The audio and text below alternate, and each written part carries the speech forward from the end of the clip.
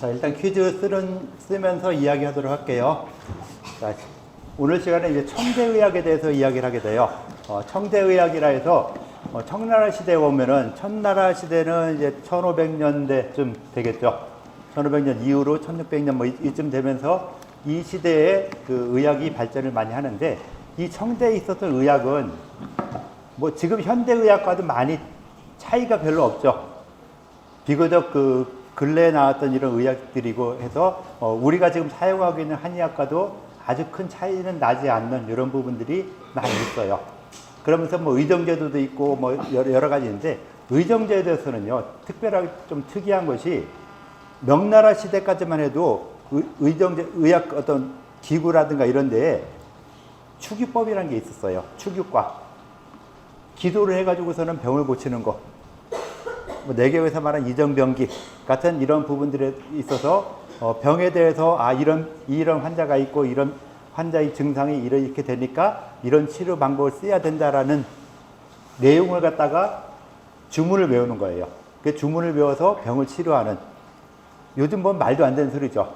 그런데 그것이 명나라 때까지 있었다는 게 나는 그게 더 말이 안 된다고 생각을 하는데 그런 추기 방법을 써서 병을 치료했던 이런 부분들이 있었는데 청대에 와서는 그런 추기법이 이제 전문과에서 없어져요. 그래서 추기법이 과연 믿을 것인가 못 믿을 것인가 명나라까지 왔다 하면은 믿지 못할 건 아니죠. 추기법으로도 어느 정도 효과를 볼 수 있겠구나. 요즘 말로 치면 어떤 정신요법 같은 이런 걸로도 변환시켜서 이야기할 수 있는 이런 것까지 볼 수 있겠다라고 보고요. 학술적 특징에서는 그 청나라 시대에도 그 고중학이란 게 명나라 시대에는 양명학이 발달했었죠. 앞 시대와는 좀 다른 거.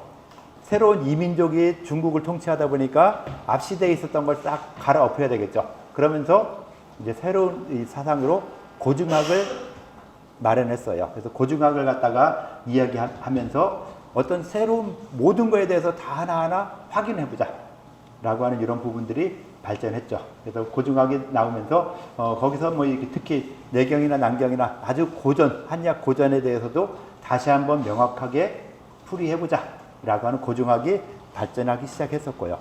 그 다음 유파 간의 논쟁에서는 많은 유파들이 특히 지금 여러분들이 퀴즈를 쓰고 있는 상한과 온병에 대한 유파, 그 다음에 경방과 시방에 대한 논쟁, 그 다음 뭐 여러 가지 이 처치법 온보파에 대한 논쟁 같은 다양한 내용들을 갖다가 이야기하기 시작을 하는 것이죠. 그 다음 해부학의 발달이라 했는데 해부학은 이쯤 되면은 이 시대쯤 되면은 이제 서양에서의 어떤 이 나름대로 해부학이 발전한 해부학이 서양에서도 1600년대 중반인가 이때부터 사람을 해부해도 좋다라고 교양청에서 인정을 했어요. 그 이전까지는 사람 해부는 어떤 이 종교적으로도 안 되고 일반적으로 안 되는 이런 거였는데 그럼 뭐 옛날 사람들이 뭐 해부를 사람 해부한 거 뭐냐? 라고 하면은 그런 걸 무시하고 좀 나름대로 불법까지는 아니지만은 그냥 몰래 했던 이런 이 해부였는데 이제 공식적으로 그 로마 교양청에서도 이제 사람을 해부를 해라. 단지 이 교육적인 목적에서 해야지 그냥 아무나 해부하면 안 되죠. 그래서 해부를 했는데 서양에서 문제가 생겼죠. 교육기관마다 해부를 하려고 하니까 사체가 부족해요. 사체가 부족하다 보니까 사체를 가져오기 위해서 별 이상한 범죄들이 많이 있죠. 갑자기 멀쩡히 돌아다니는 사람이 갑자기 그 해부대에 올려있고 하는 이 정도의 범죄까지도 나올 정도로 굉장히 심각한 문제가 되기도 했어요. 근데 그만큼 서양학이 그 해부에 대한 발전도 그 이후에 1600년대 이후에 크게 발전했는데 뭐 그렇게 해서 서양 사람들이 들어오면서 해부학이 발전하기도 했지만은 여기에 나오는 해부학은 그게 아니라 전염병이 생겨가지고 그 동네에 많은 사체가 쌓였어요. 그 사체에 쌓인 걸 보고 어떤 의사가 왕청님이라는 의사가 그 사체를 갖다 관찰했어요. 뭐 사람이 죽어서 죽은 이 사체를 뭐 내부 장부를 볼 수 있는 기회가 생기겠죠. 거길 해부한 게 아니에요. 직접 해부한 게 아니라 뭐 동물들이 뜯어먹고 남은 사체의 일부분 이런 것들을 갖다가 관찰을 하면서 해부학에 관련된 상황을 이야기한 것이죠. 그러면서 우리가 한의학에서 말하고 있던 해부가 잘못됐다라고 하는 관찰된 걸 갖다가 다시 그림을 그려줬어요. 이것도 어떻게 보면 고중학의 영향이라고 볼 수 있겠죠. 옛날에는 심장에 7035가 있다. 구멍이 7개고 3개의 털이 있다. 3개의 털이 있다는 말이 안 되는데 왜 그런 걸 썼느냐 했을 때 나름대로 한의학에서는 기능적인 측면에서 보면은 뭐 이렇게도 인정을 할 수 있겠구나 라는 식으로 해서 그냥 대략대략 넘어가던 것이 고중학에서는 맞는 건 맞고 아닌 건 아니다 라고 보니까 실제로 사람 심장을 보니까 무슨 털이 있어. 사람 심장뿐만 아니라 동물들 지금도 뭐 이게 이 내장 같은 거 많이 먹잖아요. 먹는 것처럼 다 이렇게 해부할 수 있는 이런 부분들이 있었는데 사람은 비록 못했지만은 다른 동물들을 보면은 많이 다르구나. 우리가 그림 그리는 거랑 많이 다르구나라는 걸 알 수 있음에도 불구하고 그냥 그대로 놔뒀어요. 근데 이 왕청이라는 사람은 실제로 보면서 잘못됐다. 이러면 이렇게 고치자. 라고 하면서 이 사체이다 보니까 어혈이 많이 쌓여 있죠. 그래서 이 사람은 사람한테 그 어혈이 생리적인 걸로 알았어요. 정상적인 어혈, 사람마다 다 어혈이라는 게 있구나. 그 어혈이 있는 곳이 어디냐 해서 혈부라고 표현해서 나중에는 그 어혈을 없애는 혈부추고탕이라는 굉장히 유명한 처방을 창방을 한 것이죠. 그래서 혈부추고탕 지금도 굉장히 많이 쓰고 있는 처방이 될 수 있죠. 뭐 그런 걸 갖다가 이렇게 해부하게 돼서 언급을 하게 된 것이고요. 그 다음에 종두접종, 종두법. 종두법 하면 종두법이라 표현 안 하죠. 뭐라 표현하죠? 우두법이라 표현하죠. 우두법. 우두. 몰라요? 알아요. 이 친구 모르는 것 같아. 알아요? 자, 우두법 그럼 누가 개발했죠? 네? 크게 자신있게 얘기해줘요. 야, 마이크 대고 크게 맞아요. 정답이에요. 에드워드 제너. 네. 에드워드 제너. 얘가 했어요. 그렇게 이 제너가 발견했는데 이 두창이라는 병은 흔히 말하는 천연두죠. 천연두는 일본 용어예요. 그래서 가능하면 안 쓰려고 해요. 천연두라 쓰지 말고 두창이라 쓰는 게 우리 용어예요. 두창이라는 이런 병이 있었는데 이 두창은 언제쯤부터 나왔어요? 두창이라는 병이 언제쯤 있었던 병이죠? 두창에 대한 기록이 있어요. 자, 그럼 천연두 한번 검색해 보세요. 어떻게 나온 병이다. 두창이나 천연두. 아마 대부분 일반 사람들은 천연두라 이야기하기 때문에 천연두를 찾는 게 좀 더 빠를 거예요. 안 그러면 두창이라고 쳐도 괜찮아요. 두창이라 쳐도 괜찮고 천연두라 쳐도 괜찮고 이런 부분에 대해서 언제 나온 것인가, 그런 기록이 어디에 있는가 찾아볼 수 있겠죠. 예, 언제쯤 나왔어요? 기원전 약 청년도. 예, 기원전도 가서 1000년. 지금부터 한 3000년 이상 된 문헌에도 기록이 있어요. 이런 두창에 대한 기록이. 그럼 그렇게 3000년 동안 흘러왔는데도 별로 치료를 못했죠. 치료를 못하다가 뭐 제너가 나오면서 이게 예방이 가능해진 이런 부분이 되는 것이죠. 근데 그거는 이 종두법에 대해서 그 서양에서 나오기 전에 동양에서도 3000년 정도 된 증상이니까 이 증상에 대해서 치료도 많이 해봤고 그러다 보니까 이 청나라 시대에서는 이걸 예방을 한번 해보자 라고 해서 예방할 방법을 고민한 거예요. 그래서 두창에 걸린 사람 옷을 한번 입혀보자. 별로 효과가 없네. 그럼 두창이 걸린 사람의 고름을 짜서 한번 줘보자. 고름 짜서 먹어보니까 어떻게 돼요? 바로 걸리죠. 100%. 그래서 이것도 안 되겠구나. 그럼 어떻게 할까? 두창이 걸린 사람이 나중에 그 딱지가 생겼는데 그 딱지를 한번 넣어보자. 하니까 조금 효과가 있다. 100% 효과는 아니어도 그래도 어느 정도 효과는 있다. 자, 우두종법도 효과가 처음에 어땠을까요? 효과가 과연 100% 났을까? 지금 와서 100% 되지만은 발견했을 당시는 한 30-40%는 안 됐다 그래요. 우리 코비드19 이 백신도 처음부터 100% 아니었잖아요. 부작용도 많고 막 이랬던 것처럼 요즘 와서 새롭게 개발하는 것도 100%가 아닌데 옛날에는 처음에 했을 때는 한 30-40%뿐이 안 됐다가 점점 개량되고 하면서 어느 정도 완벽하게 된 이런 부분까지 발전했다라고 하는데 이거는 어떤 의미를 두냐면은 의미가 있겠죠.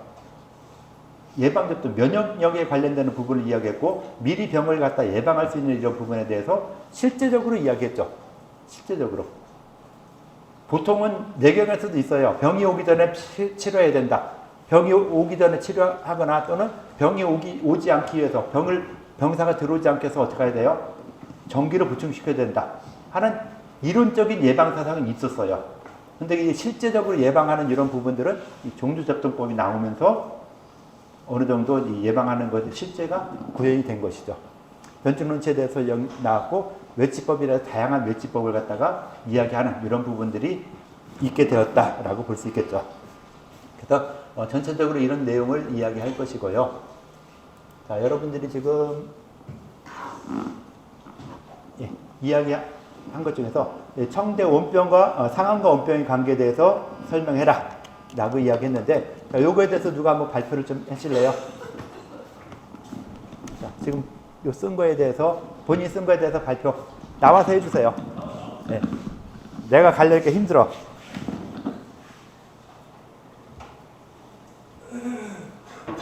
나와요. 네.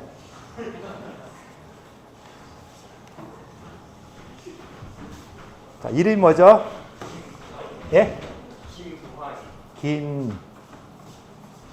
김우원?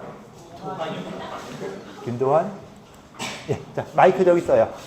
마이크 앞에 들고, 예. 저는 이 상황과 온병의 관계 중에서 약간 상황과 온병의 논쟁에 대해서 중심으로 작성을 하였는데요. 일단 먼저 상한은 넓은 의미로 상한은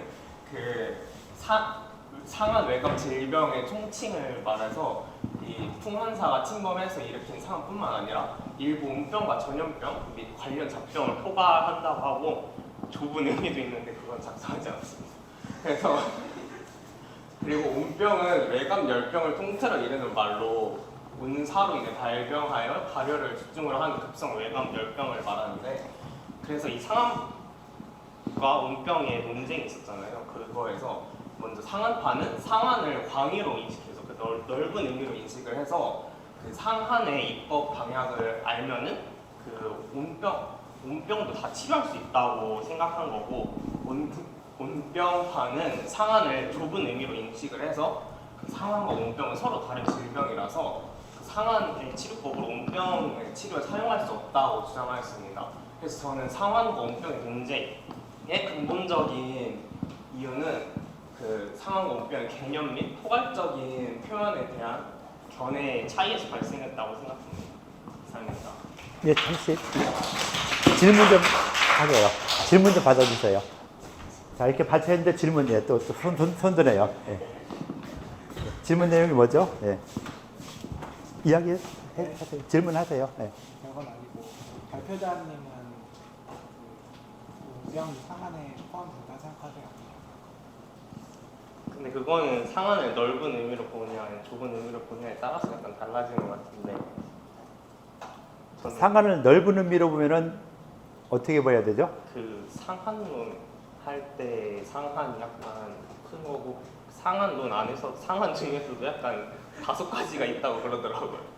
그래서 거기에 온병도 포함되고 거기에 또 다른 상한도 있고 뭐 3개 더 있던데 그때가 좁은 의미고 상한론 할 때가 큰 의미고 증상의 차이가 약간 있겠네요. 그것까지는 모르겠어요. 지금 여기서 이야기할 때 보통 보면은 상한과 온병이라는 거 할 때 둘 다 커다란 공통적인 개념과 약간 다른 개념이 좀 있겠죠. 그런 게 있어요. 자, 또 다른 질문 먼저 이야기할게요. 질문 또 있나요? 예, 저쪽 있네요. 내가 할게요. 그냥 크게 이야기해 주세요. 예. 안 들려요. 크게. 따뜻한 거에 의해서 생긴 온병의 한 종류, 온병이 상한의 한 종류일 수 있는지. 상한론은 한사에 상한 거잖아요. 그죠? 근데 온병은 따뜻한 거에 상한 거예요. 그럼 상한과 온병이 어떻게 보면 다른 병이 돼야 되는데 왜 온병을 상한 속에 집어넣느냐? 하는 이런 질문이 있어요. 거기에 대한 답변을 좀 해줘 보세요. 잘 모르겠습니다. 에이, 그래도 한번 생각해봐요. 잘 모르겠다. 나도 해, 나도. 누구나 다 해요.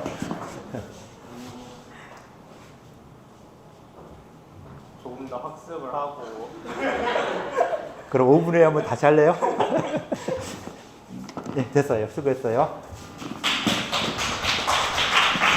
일단 질문 나한테 다시 한번 또 이야기해 주세요. 자, 다른 사람이 발표 한번 더 하죠. 발표할 사람. 예, 누구죠? 조정순입니다. 예, 찾아줄게요.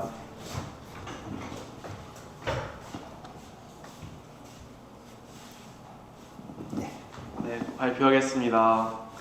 아까 도안 하구님께서 말씀하셨듯이 상한이 넓은 의미가 있고 좁은 의미가 있어요. 내경에서 상한은 10병이 모두 상한이 종류라고 했습니다. 그런데 이 10병이 모두 상한이 종류라고 하면은 온병에 걸려도 열이 나고 상한에 걸려도 열이 나는데 둘을 구분할 수가 없겠죠. 그래서 장준경은 상한을 좀 더 좁은 의미로 축소시켰습니다. 좁은 의미는 무엇이냐? 한사에 외감되어 발생한 상한 효증을 좁은 의미 상한이라고 했었어요. 그래서 이 장준경이 말하는 상한론을 근거로 잘 치료해 오다가 시대가 점점 변하면서 새로운 질병들이 등장하기 시작합니다. 마치 코로나19 같이 그런 새로운 외감 열병이 급성 열병이 유행하면서 이것을 그 상한론에서 좁은 의미 상한 표증으로 보고서 치료할 수가 없는 경우가 생긴 것이죠. 그래서 청나라 시대에는 그것을 근거로 해서 그런 임상 케이스를 근거로 해서 그런 온사에 외감됐다는 온병학이라는 학문을 새롭게 발생시키게 되었습니다. 근데 이때 청나라 때도 그 상한론으로서 온병을 치료할 수 있다고 본 사람들도 있고요. 또 아니면 상한과 온병은 다른 질병이기 때문에 다른 처방을 써야 되고 다르게 봐야 된다라고 주장한 사람이 있었습니다. 상한학파는 그 상한론이 아직 유용하다고 주장한 사람들이고 상한론에 근거해서 온병을 치료할 수 있다고 주장하였어요. 반면에 온병학파는 온병과 상한이 다르다고 주장하면서 새로운 처방을 제시하였습니다. 하지만 당시 존경 사상의 영향으로 그 과거에 위대한 한의사였던 장준경을 직접적으로 비판할 수 없었다는 한계도 있었고요. 또 오국통이라는 그 온병학이 대가가 자신이 쓴 온병 조병에서 상한론을 인용하기도 하고 또 계지탕이라는 처방으로 치료할 수 있는 온병인 계지탕증을 내놓기도 해서 상한학파에게 공격을 받기도 하였습니다. 이상입니다. 자, 질문 사항 있으면 질문 좀 해주시죠. 네, 배민우님. 처음에는 상한만 있었다가 온병학이라는 게 등장한 거잖아요. 그럼 이제 추후에 다른 이제 메커니즘으로 작동하는 질병들이 나타나게 되면 또 다른 학문이 등장할 가능성도 있는 건가요?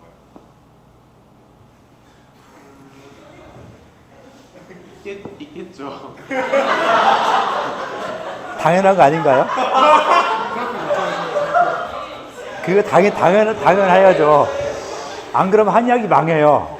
그죠? 그러니까 우리가 치료할 수 있는 영역을 넓혀야 되는데 영역 안 넓히고 가만히 있다면은 됐어요. 예, 좀 예. 네. 그 상한학파 그냥 기본적으로 급성 열병에 대해서 치료하잖아요. 급성 열병인 전염병들. 근데 그러면 만성적이고 열이 천천히 나는 만성 열병에는 안 쓰이나요? 상한법으로 치료할 수 없나요? 만성 열병을 상한으로 치료할 수 있느냐? 라는 걸 물으신 건가요? 네. 근데 열병이 만성적이면 사람이 죽지 않을까요? 만성 열병?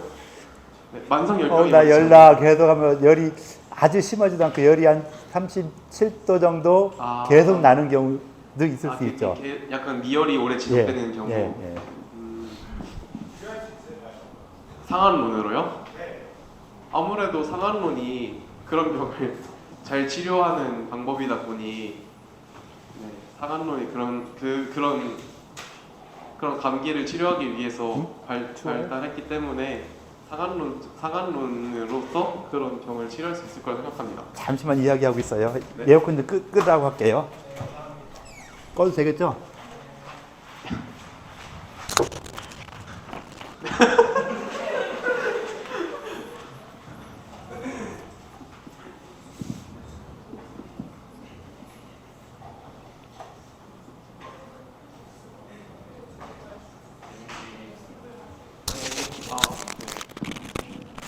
아, 이민석 학생.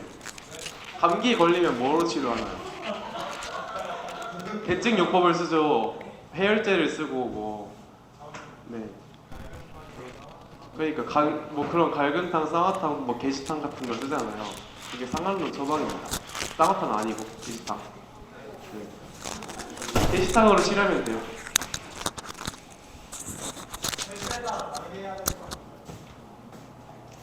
이재만은 1800년대 후반 사람이니까 그거는 나중에.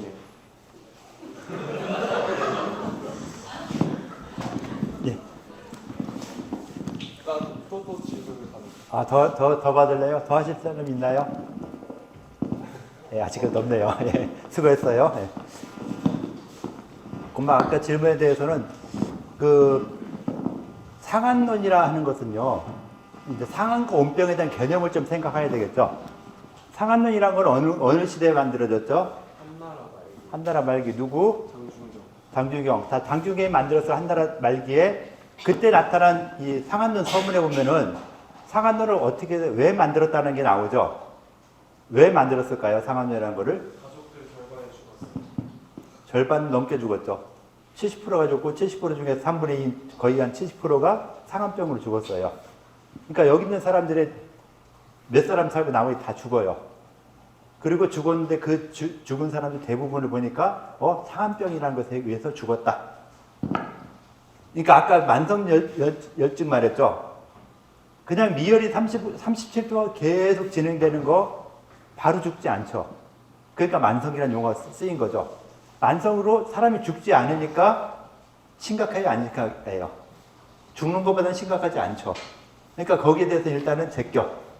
이거는 우리 갑자기 한 10년 이내에 그렇게 많은 사람들이 싹 죽었다. 여기 절반 이상이 다 죽어나갔다. 이렇게 표현하니까 이건 심각하죠. 자, 코비드19. 왜 심각했죠? 전염성이 강하고 치사율이 높았기 때문에. 그래서 이게 심각하게 된 거죠. 자, 상한론도 마찬가지죠. 전염력이 강했죠. 그 지역 사람 다 그걸로 죽고, 그러니까 치사율은 지금보다 훨씬 더 높았어요. 뭐 100명 따져서 100명 70년 죽었다면 치사율 몇 프로예요? 70%잖아요. 그 중에 뭐 70% 하면은 70, 49에서 거의 한 50% 이상이 상한병으로 죽었다라고 하니까 굉장히 치사율이 높은 이런 병이었어요. 그러니까 그런 병에 대해서 이제 공부를 하는 것이죠. 연구를 해보니까, 자, 상한의 증상. 상한론에 처음 나타난 증상이 어떤 것들이 있죠? 상한의 증상들. 자, 오한. 추위를 사는 게 오한. 그 다음에. 자, 찾아보세요. 상한론 증상. 찾아야죠. 모르면 찾아봐야죠. 자, 상한의 증상이 어떤 것들이 있는가? 예, 쭉 이야기해 주세요, 그럼. 아니요. 머리가 아프고 몸에서 열이 나며 오한이 있고 약간 갈증이 나면서 축축히 땀이 나고 몸이 무거우면서 아프며 다리가 시리고 맥이 부허하고 힘이 없다고 합니다. 감기 증상과 어떤 차이가 날까요? 감기요? 예. 그거 말하면 좀 발표요? 네, 발표. 잠시만요. 예. 자, 상한의 증상 지금 이렇게 하고요. 자, 온병의 증상이 어떤가 누가 찾아봤어요? 온병 증상. 자, 온병의 증상 찾아보세요. 자, 상한 증상 지금 쭉 이야기했죠. 그다음 온병의 증상은 어때요? 자, 온병 증상. 자, 찾은 거 이야기해 주세요. 온병의 증상이 어떤가?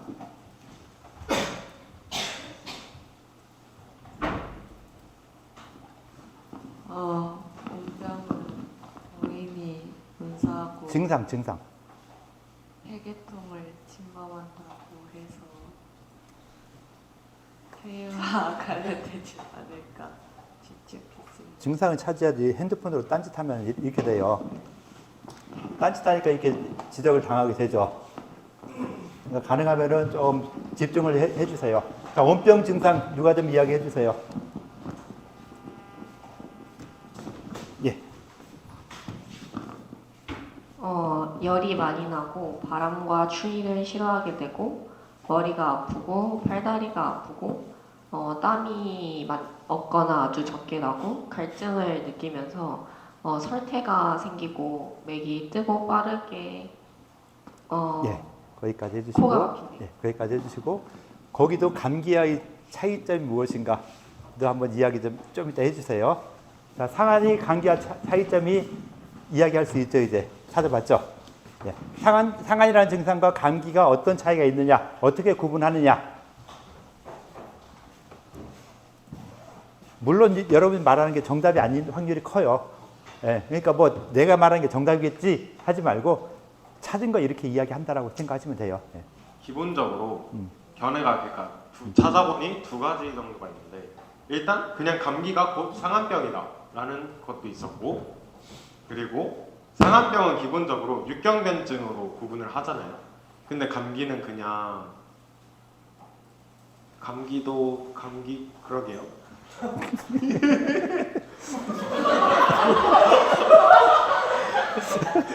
저 이제 자, 왜 발표를 해요 그래? 자, 그거 볼 게 아니라 상한과 온병과 감기 차이점 얘기하죠. 아 차이점이요? 예. 자, 지금 상한과 감기 차이점을 킥킥대면서 이야기했어요. 그러니까 본인도 모르는 소리 했어요.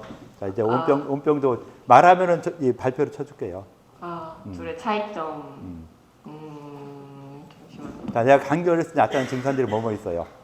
열이 나고 식은땀이 나고 팔다리가 쑤시고 이런 것들이 감기 걸렸을 때 재채기 기침해요 안 해요? 안 해요. 해요. 코가 맹맹해요 안 해요? 해요. 콧물 나요 안 나? 나요. 그런 거 다 이야기해야죠. 왜 안 해? 알고 있으면서 왜 이야기를 안 해요? 답답하게. 그게 상황과의 차이점일까요? 네? 그게 상황과의 차이점인가요? 자, 그러면은 상한은 약간 차이인데 여기 온병에 대한 이야기 하니까 온병과 감기의 차이점은 온병을 갖다가 온병이 어떤 병이다. 아까 이야기했었죠. 네. 자, 온병이 지금 해당하는 병이 지금 뭐가 있어요? 마스크 생각하면 코로나요? 네. 증상 얘기해봐요. 감기랑 비슷하죠. 감기랑 비슷하니 감기를 안 죽고 코로나 죽는데 생명이 달려 있는데 차이가 나야죠. 열이 비교적 많이 나면 맞아요. 예, 열이 심한 것도 열이 맞아요. 많이 심하면 발표한 걸 칠게요. 예. 자, 상한눈과 온병과 감기 정도 차이가 좀 나겠죠. 우리가 상한눈이라는 거 못 봤어요. 그런데 온병에 해당되는 코로나19, 메르스도 봤고 사스도 아마 여러분들이 봤나 못 봤나 모르겠다. 사스, 메르스, 뭐 코비드19 아주 못 본 거는 그 스페인 독감. 스페인 독감 어떻게 생겼나 모르잖아요. 그런데 증상은 지금 코로나19랑 거의 비슷해요. 나타나는 양상이. 상한눈과 온병의 어떤 이 증상 차이. 상한에서 나타나는 증상에서는 오한 발열이 있죠. 그러면서 호흡기계통 증상이 다 나타나요. 호흡기계통 증상 하니까 뭐뭐 있어요? 호흡기계통의 증상. 기침, 가래, 코막힘, 천식, 또 인후통, 또 그런 증상들이 나타나죠. 어떻게 보면 감기 증상이죠. 감기 증상이 있으면서 오한 발열이 나는 거. 의식을 추우면서 열이 나요. 그 열이 고열이냐? 아니죠. 일반 열이죠. 그런데 2000년 전에는 그 정도의 증상이 독감처럼 작용을 해서 그때 사람들을 많이 죽였어요. 그것이 그래서 상한눈이라는 게 나오게 된 것이죠. 그런데 사람들이 거기에 대한 면역력이 생기죠. 그래서 코로나19도 자꾸 변이가 생기는 게 왜 그래요? 이 백신을 맞아가지고 사람이 거기서 살아나니까 바이러스 나도 살아야 되겠다 해서 어떻게 했어요? 변이가 일어났잖아요. 변이가 일어나면서 새로운 병으로 고쳐졌어요. 그런데 그 사이 어떻게 지냈나 몰라도 상한눈 시대에 오한 발열로 시작되는 감기 증상이 사람들 많이 죽였는데 그것이 1500년 흘러가지고 이 1500년쯤 되니까 1600년 되니까 옛날 병으로는 바이러스 못 살겠어. 그럼 나도 새롭게 병을 만들자. 라고 해서 병을 만드는 것이 뭐냐면은 온병처럼 되는 것이죠. 왜 온병이라 이름을 지었냐면은 코로나19처럼 증상이 가장 특징적인 증상. 시작할 때 뭘로 시작하냐? 고열. 열 먼저 크게 나요. 열이 급성적으로 나는데 왜 열이 먼저 나냐면은 사스에서 급성 중증 호흡기 증후군이죠. 급성으로 오면서 중증 아주 심각하면서 호흡기 증후군이니까 호흡기 증상이 오다 보니까 열이 많이 나게 되죠. 그래서 이 열이 고열로 시작되는 호흡기 증상들이 나타나는 이런 부분들이 그런 특징을 가져서 상한눈에서는 오한 발열로 시작되면서 열이 심하지 않았는데 온병에서는 열이 심하게 되는 병으로 나타났다. 병이 차이가 나는구나. 라고 해서 이제 온병이라는 걸 새로운 범주를 만들었는데 그 온병도 상한으로 치료할 수 있어. 아니야, 새로운 걸로 치료해야 돼. 라고 해서 이 두 가지 의견을 많이 나오게 된 이런 상황이라고 보는 것이죠. 그래서 상한과 온병이라는 개념 차이가 생기게 되는 것이다. 라고 볼 수 있고요. 그래서 그런 약간의 차이가 나는데 아까 이 질문에서 만성 열증이 계속되는 이런 것도 상한법으로 치료할 수도 있고 새로운 상한법이나 일반적인 치료 방법을 치료하는 것이죠. 일단 병이 생겼다면 병이 있다면 거기에 대해서 어떻게 치료할 것인가는 이제 여러분들이 만든 개업했다면 여러분들 책임이죠. 내가 이 환자를 책임 못 지면은 한의원 그만둬야죠. 다른 어디 가서 노가다 하든지 열심히 몸을 쓰는 일을 하든지 다른 일을 해야 되겠죠. 그러니까 환자가 열이 있는 환자를 왔을 때 어떻게 치료할 것인가? 상한법으로 치료해도 가능하다면 상한을 치료하는 것이고 아니다면 새로운 방법으로 치료하는. 간단하게 생각하면 열이 나니까 어떻게 해야 돼요? 열을 내려줘야 되죠. 열을 식히는 약을 쓴다. 일반적인 후세방 처방으로 열을 끄는 처방을 쓰면은 해결이 되겠다라고 쉽게 생각할 수 있는 이런 부분이 일단 돼야 되겠죠. 지금 이 상한 온병을 막 이야기하니까 만성 열증을 그럼 상한으로 치료해야 되냐? 어렵게 질문하고 어렵게 생각하는데 환자를 보는 것도 어렵게 생각할 필요 없어요. 일단 그 증상이 왜 이런 증상이 생겼을까? 이런 증상이 생겼을 때 어떻게 해결할 것인가? 화하면 보하고 실하면 사한다는 일반적인 치료 원칙 이것만 가지고 이야기해도 충분히 될 수 있는 이런 부분까지 있다라고 생각하면 될 것 같아요. 아까 질문이 뭐였죠?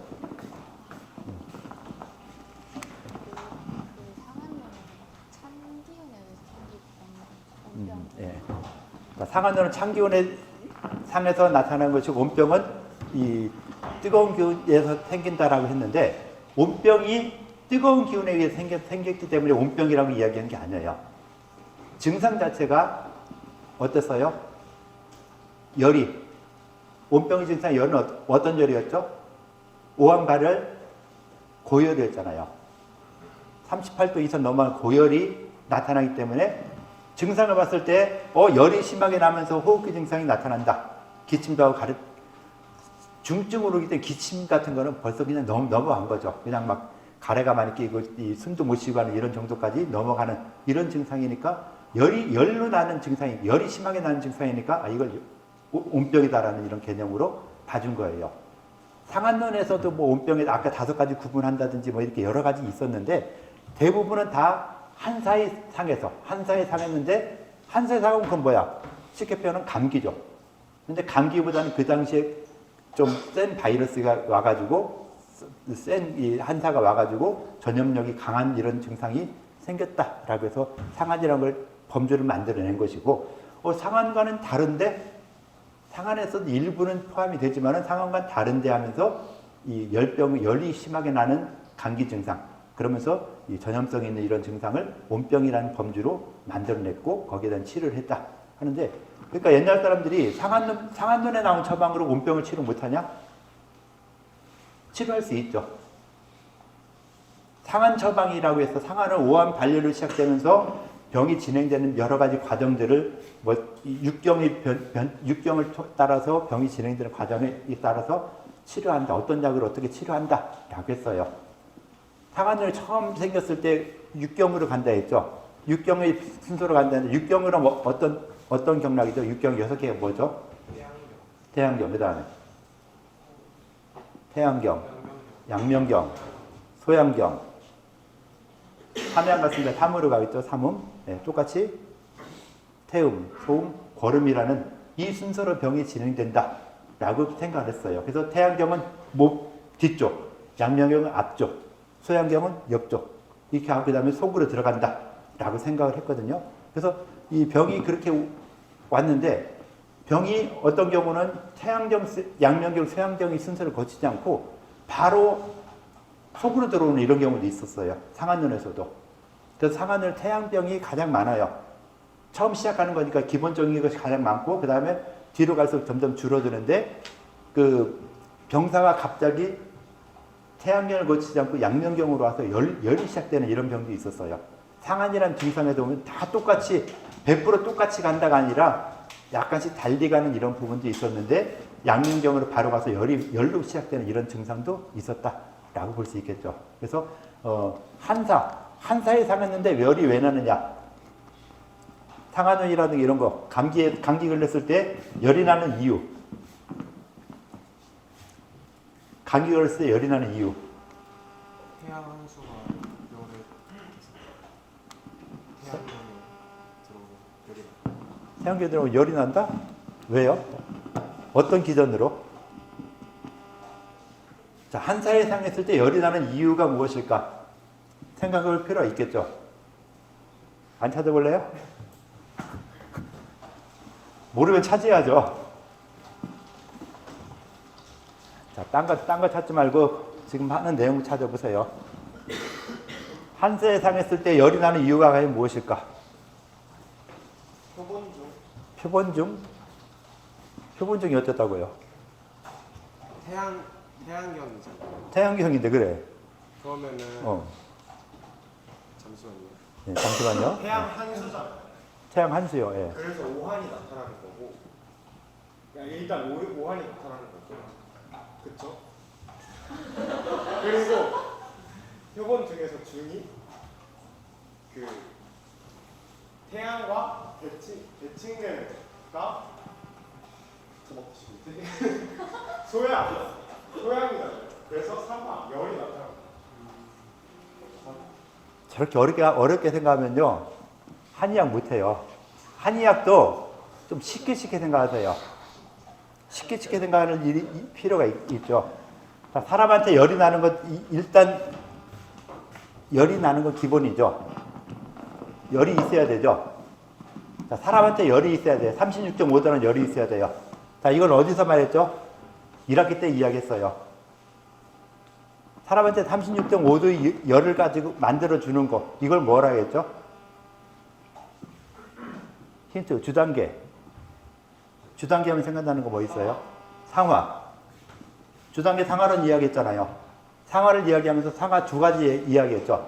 하나는 정상적인 상하. 내가 36.5도라는 체온을 유지할 수 있게 만들어주는 것이 상하이다. 라고 했고 또 하나는 색욕이나 무력이나 이런 욕심에 동해서 내가 그 화가 치솟아 오르는 거. 그래서 그건 사화. 내 몸을 나쁘게 만드는 사화이다. 라고 이야기를 했어요.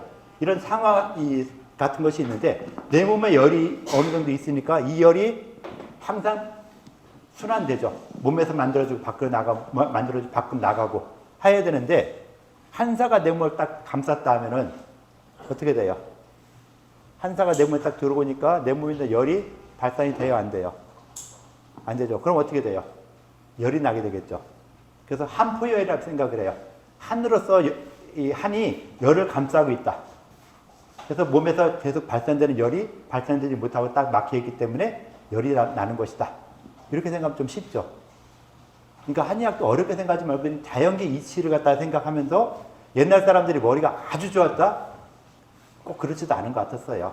그래서 좀 뛰어난 사람이 이렇게 한마디 하면 이것이구나 라고 해서 발전을 시키긴 했지만은 그냥 일반적으로 봤을 때 좀 일상적인 생각을 좀 더 깊게 해보면은 풀릴 수 있는 이런 부분들도 많이 있었어요. 그래서 한사에 상했는데 열이 나는 거. 근데 그것이 증상이 좀 더 심하게 돼서 바로 고열로 시작되는 이런 증상들에서 상한과 온병을 약간 구분해준다라고 볼 수 있는 것들이 이렇게 해서 상한과 온병에 대한 이야기들을 간단하게 할 수 있을 것 같아요. 자, 이렇게 됐고요. 그 다음에 이야기해야 될 것들은 아까 봤었던 여러 가지 주제들이 이렇게 있었죠. 이런 주제들에서 뭐 질문하거나 혹시 뭐 발표하고 싶은 거 있으면은 누가 좀 발표를 한번 해봐도 좋을 것 같아요. 자, 여러분들이 주로 발표를 주로 하고 질문하고 뭐 이렇게 한다 했었잖아요. 요 수업 들은 내용 중에서 뭐 질문하거나 발표할 사항들.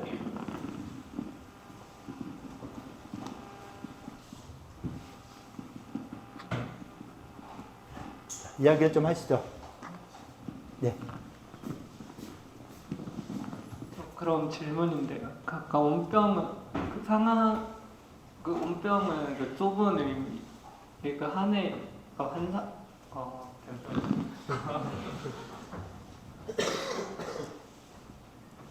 그 풍에 의한 원래 상한이 풍에 의한 그 질환을 그때 단어 그때 그거라 했고 온병은 약간 바이러스 같은 그런 요인을 그 범주에 포함했는데 그럼 그 치료는 어떻게 달라지는 건가요? 이 바이러스라는 이야기는 요즘 말이죠. 이 1500년대만 해도 바이러스니 뭔지 아무것도 없었어요. 그죠? 그러니까 요즘 말하기 편안하게 감기 바이러스, 독감 바이러스 이렇게 해서 감기 바이러스는 그냥 감기다. 그 다음에 2000년 전에 감기 바이러스가 독감 바이러스가 상한이다. 요즘에 와서 상한 바이러스는 사람한테 우리들한테 지금 여러분들한테 상한 바이러스 왔다 했을 때 과연 그 상한 바이러스가 여러분들을 죽일 것인가? 죽이기 좀 힘들죠. 대신 코비드19 바이러스 왔으면은 죽일 수 있는 확률이 더 높아지겠죠. 앞에 있었던 이런 병에 대해서는 우리 부모님 계속 선조들로부터 면역력을 받아가지고 그 상한 바이러스에 대해서는 면역력이 생겼어요. 그런데 코비드19 같은 이런 바이러스 면역력이 안 생겼기 때문에 우리가 외부에서 면역을 받아들이는 이런 부분으로 되는 것이죠. 그런데 치료법에 있어서는 그러니까 바이러스가 이런 것이 왔는데 한의학에서 무조건 생각하는 것은 바이러스라는 개념이 아니라 자연계에 보이지 않는 사기가 온 것이다. 그래서 풍한소조가 오는데 한사가 오는 것인데 그래서 한사에 상하면은 한기에 상했으니까 상한, 풍에 상했으면 뭐라 그러겠어요? 내가 육기에 상하죠. 한사에 상했으니까 상한이에요. 풍사에 상하면 뭐라고 표현하죠? 중풍. 쉽잖아요. 뭐 상풍도 괜찮아요. 그런데 중풍증이 훨씬 더 많이 있죠. 그 다음에 서사에 상했다. 상서. 습에 상했다. 상습. 그냥 상자 집어넣으면 다 되죠. 상서, 상습, 상한, 상화 뭐 이런 식으로 다 표현할 수 있어요. 어렵게 생각할 게 아니라 그냥 간단하게 생각하는 것이 한 7, 80%는 그걸로 하면 다 돼요. 그게 아닌 몇 가지 이건 따로따로 외워야 되겠지만은 일반적으로는 쉽게 생각하면은 다 해결될 수 있는 이런 부분들이 많이 있다라고 볼 수 있죠. 자, 그래서 한사에 상했을 때 상한론 시대 2000년대에는 사기가 들어오면 어떻게 해야 돼요? 사기가 들어오면은 일단 사기를 갖다가 물리치는 거, 빼내는 것이죠. 자, 사기를 빼내야 되는데 사기 빼내는 방법이 어떤 게 있었죠? 회표약, 청열약. 발산시켜서 이게 사기를 갖다 몰아내는 것이죠. 회표약, 청열약 이런 약으로 가지 말고 좀 더 치법의 기본 원칙으로 가면은 치료하는 원칙으로 가면은 어떤 방법이 되겠죠? 좀 더 큰 범주로 구체적인 범주가 아니라 조금 더 큰 범주로 가면은 자, 외부에서 사기가 처음에 병이 들어왔다. 병이 들어왔을 때 이걸 갖다 가장 처음에 몰아내기 쉬운 거. 치료하는 방법으로 봤을 때 밖으로 몰아내야 되겠죠. 부정거사. 밖으로 몰아내는데 자, 거사하는 방법이 구체적으로 예? 침? 뜸? 약? 감기 걸렸을 때 어떻게 하면 좋다고 흔히 옛날 좀 무식한 사람들 하는 말. 자, 소주에 고춧가루 듬뿍 타가지고서 먹고서는 운동장 뛰어라. 하면은 그 사람이 운동장 열심히 뛰면은 안 그러면 그냥 여기서 등산 한번 요 건물 한 10번 왔다 갔다 해라 하면은 어때요? 땀이 나죠. 땀이 나면 일단은 바깥에 있는 사기가 땀과 같이 물러나겠죠. 그래서 이렇게 하는 방법, 땀을 내는 방법. 한토와 삼법 중에서 땀을 내는 방법으로서 병을 치료했었어요. 그래서 상한년에 나온 처방들이 대부분 발환시키는 이런 초기에 나타나는 증상은 발환시키는 방법이에요. 땀을 내서 치료했어요. 그래서 지금 이 코비드19 같은 경우도 어떻게 치료하냐 했을 때 발환만 시켜서는 벌써 병이 육경이 순서를 하나하나 거치는 게 아니라 바로 속으로 들어오잖아요. 장부로 들어오기 때문에 장부로 들어온 걸 갖다가 그것도 땀을 내서 병사를 없애야 되겠다? 말이 안 되죠. 병사가 벌써 속으로 들어왔는데 속에 있는 걸 갖다 끌어낸다 하면은 속에도 병이 있고 밖에도 병이 생기는 이런 그 병을 더 악화시키는 이런 부분이 되니까 이 사람한테 이 환자에게 병이 어디 있나를 갖다 정확히 파악하는 거. 그게 안 되면 완전히 사람 막 죽이는 것이죠. 그래서 정확히 파악해서 병을 치료해야 되는데 온병에 와서는 병사가 다 깊게 들어와서 열도 심하게 나고 뭐 여러 가지 증상들이 염증 속에는 심하게 나타나니까 일단 염증을 없애주는 이런 처방들. 그래서 코비드19에 그 일반적으로 쓰는 약, 코로나19 때까지 일반적으로 쓰는 약 하면 생각나는 게 뭐가 있어요? 네? 양약 말고 한약으로. 네, 여러분 아직 모르죠? 본과 2학년 되면 딱 나오는 게 연교산, 은교산 딱 나오거든요. 근데 은교산 무조건 코비드19에 은교산 쓴다. 통치방으로 뭐 에라 모르겠다 할 때 쓸 때는 혹시 쓸 수 있지만은 이건 대전 지역에서 그렇고 서울 지역에 또 이 청패사간탄 지역마다 기본적으로 쓰는 처방들이 약간씩 달라요. 그래서 청패사간이나 뭐 이런 이 은교산이나 보면은 염증도 없애면서 열도 내리고 하는 대증 치료를 주로 해요. 병사가 벌써 깊게 들어왔으니까 그 사기를 몰아낼 수 있는 방법 중에는 자, 사기가 몸속으로 깊게 들어왔다 했을 때 그때 몰아내는 방법 어떤 걸 써야 되겠어요? 땀 내는 거 안 된다 했죠. 그 다음 또 다른 치료 방법. 사기가 몸속에 깊이 들어왔을 때 이걸 빼내는 방법. 땀을 안 된다 그랬고 그럼 다른 방법이 뭐가 있을까요? 예? 어떻게 해요? 약을 먹은다. 어떤 약을 먹어요? 독약 먹어요? 마약 먹어요? 그럼 뭐 어떤 약을 먹어야 돼요? 일단 떨어진 기운을 보호해줘. 떨어진 기운이 아니죠. 벌써 막 열도 팔팔 나고 하면서 사기가 이게 이 급성 열이 나면서 막 호흡기 증상이 나타나고 하는데 사기가 떨어진 정신이 없죠. 그러면 네. 청연하면서 보호하는 그러니까 어렵게 생각하지 말고 좀 더 쉽게 생각하세요. 해열제를 먹어라. 일단 뭐 대증 치료할 때 해열제를 먹기도 할 수 있겠죠. 자, 그런 사기가 속으로 들어왔을 때는 아까 땀을 낸다 했죠. 자, 치료하는 방법 땀을 내는 거 말고 또 뭐 어떤 게 있을까요? 토한다. 또 설사시킨다. 자, 그럼 세 가지 중에 어떤 게 가장 좋을까요? 다 안 될 것 같은데 그나마 좀 쉬울 것 같은 거. 그나마 좀 더 적응시킬 수 있을 것 같은 거. 설사하는 게 가장 낫겠죠. 토한 거는 위장계통이 있을 때 빼내는 것인데 위장계통이라기보다는 좀 더 속으로 들어간 거니까 사하는 이런 방법들.